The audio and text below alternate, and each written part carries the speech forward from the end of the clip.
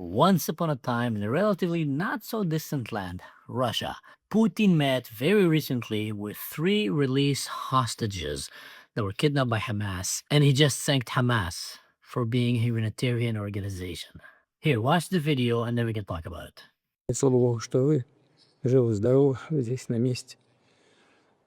Сейчас ни в коем случае не хочу давать никаких политических оценок тем событиям, которые происходят. Но все, что с вами произошло, это большая беда. То, что удалось вам оказаться на свободе, это результат того, что в России стабильные многолетние отношения с палестинским народом, с его представителями, самыми разными организациями.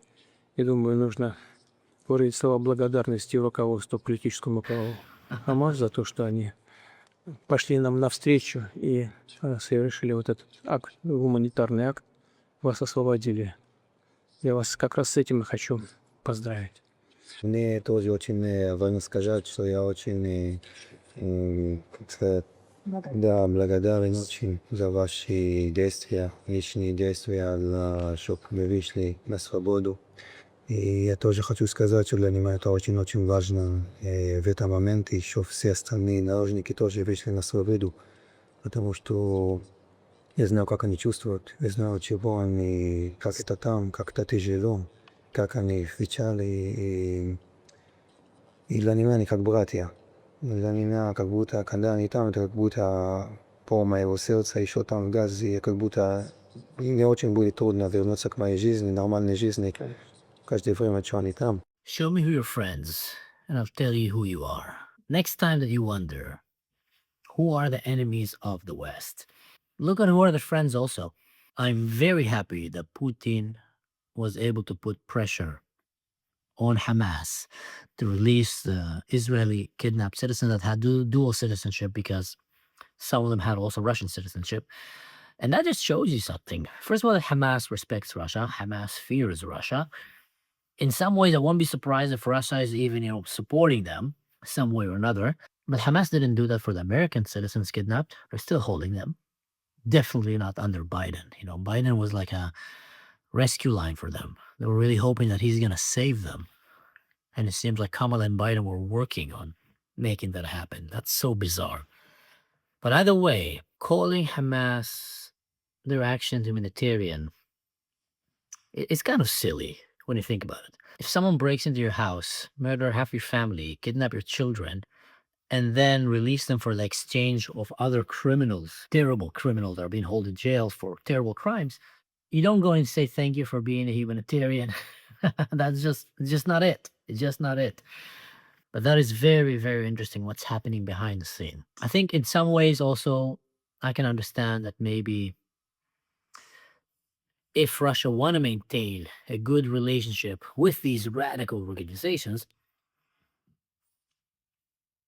I can definitely understand why would they want to do that. First of all, these organizations are the enemy of their enemies, the enemies of America, of Israel, of Europe.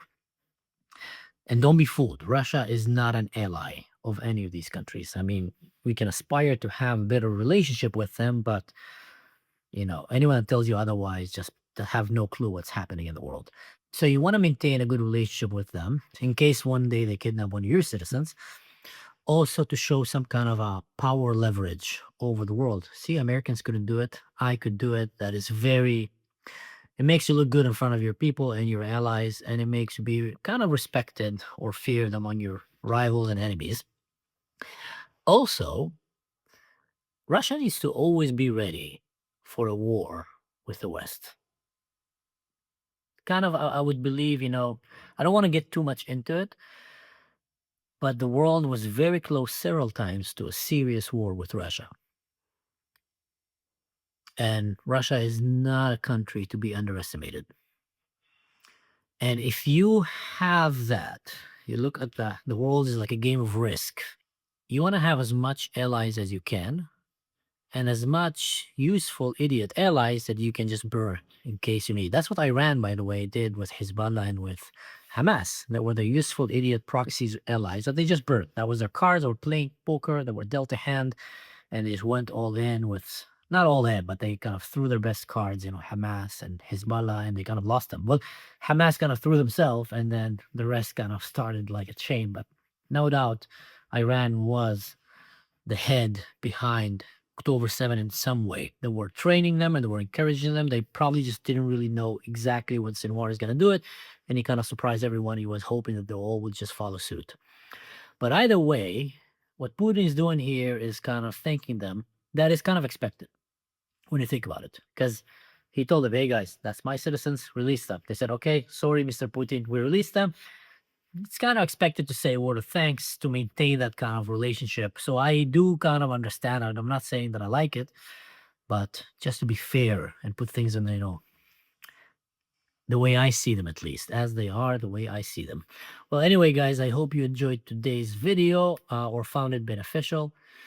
I really hope that we get to see more hostages released soon.